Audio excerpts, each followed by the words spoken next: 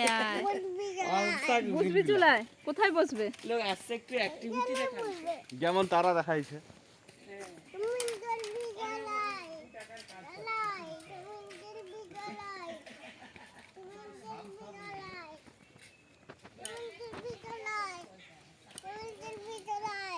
চলে এসো, তুমি দেখবে, চলে এসো।